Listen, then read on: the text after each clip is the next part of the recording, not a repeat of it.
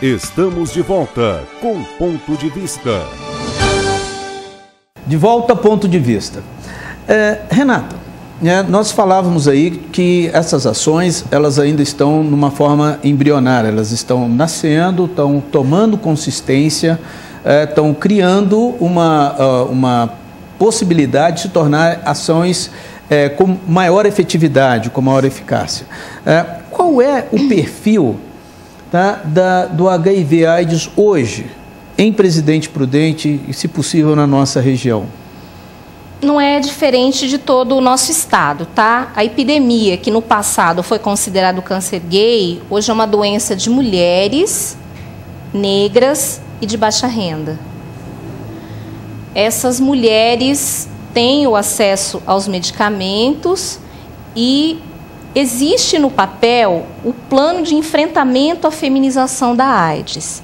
Mas por dificuldades financeiras e humanas também, nós não temos o desenvolvimento dessas ações.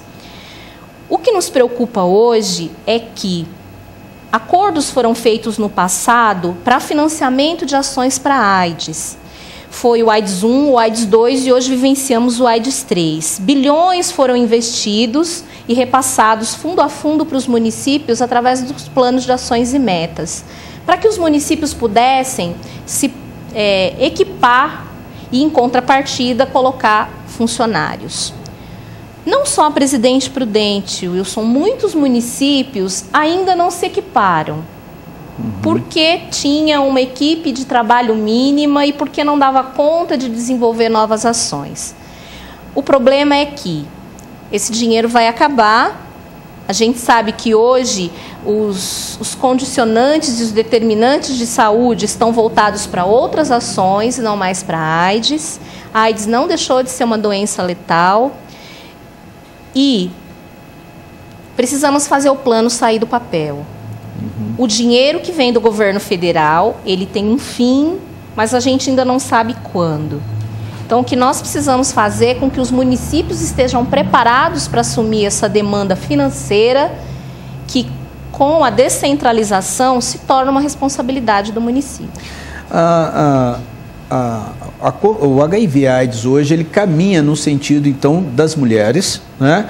E eu vi uma estatística uma vez que eram mulheres que vão de 16 a 24 anos, elas estavam mais sujeitas, né, a um grupo de um risco maior ainda entre as mulheres. Isso confere com o que vocês têm de dados? Sim, as mulheres em idade fértil, de 16 a 49 anos em média, né? Uma média que existe.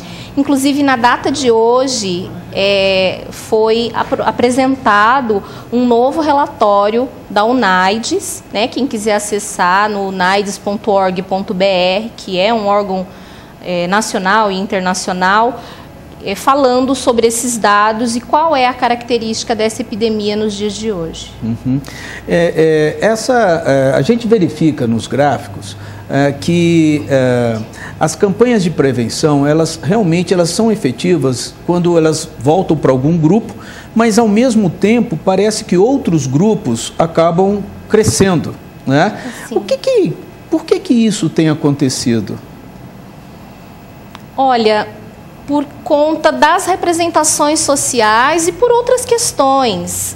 Hoje, por exemplo, temos o melhor programa de AIDS do mundo, temos a medicação disponível, temos profissionais, mas é preciso se pensar como é que está o acesso a esse serviço. Como é que uma pessoa que mora lá na Amazônia sai da sua aldeia e vai até o serviço de saúde?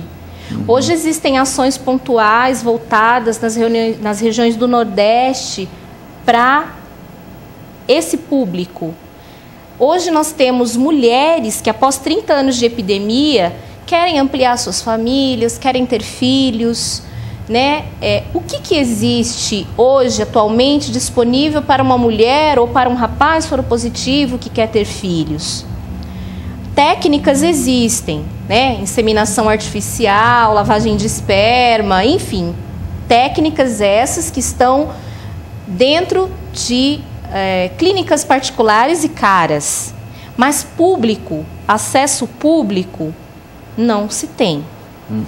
Então, a questão da renda, ela é também um limitador, né, da expansão dessas políticas. Por exemplo, né, se nós temos a técnica para fazer isso e nós não temos, e se trata de uma questão de renda, significa que o poder público ainda tem muito a avançar em termos de políticas públicas para o enfrentamento da questão que envolve HIV/AIDS no país. Eu acho que vou mais além. Eu acho que os nossos políticos, que ainda não estão fazendo parte da vida pública, precisam se apropriar mais do que são políticas públicas. Essa política pública, ela está sendo olhada com o olhar de quem realmente necessita? Ou essa política pública está sendo desenvolvida de acordo com a conjuntura? Né? Então, assim, é preciso que os políticos vejam com um olhar diferenciado, tá? Pensando menos na questão partidária e mais na questão humana e social. Ok. Você falava sobre a questão dos grupos e das representações sociais que se tem sobre o conjunto de soropositivos. A gente poderia dizer que, de início, nós tivemos uma versão, né, uma orientação de que a contaminação do HIV/AIDS estava restrito a um grupo que hoje nós chamamos de LGBT. Né? Depois isso foi transformando, a gente começa a ver nos idosos isso aparecendo, nós começamos a ver isso aparecendo nas mulheres. Eu queria um enfoque sobre a questão LGBT. Ainda há esse estigma, né, no imaginário das pessoas de que a questão do HIV/AIDS está restrita a esse grupo? Ou isso você observa que já desapareceu? Infelizmente, ainda há. O imaginário das pessoas fixou como gays sendo pessoas transmissoras do HIV. E isso não é verdade. As estatísticas já comprovaram, né? A ciência já comprovou. Então, hoje, o que mais preocupa na questão dos LGBTs, lésbicas, gays, bissexuais, travestis e transexuais, é a questão da violência. Vamos falar sobre isso no próximo bloco, Renata, porque isso é uma questão importante, precisamos ser tratada com mais cuidado. Até o próximo bloco com Ponto de Vista. Voltamos em instantes com Ponto de Vista.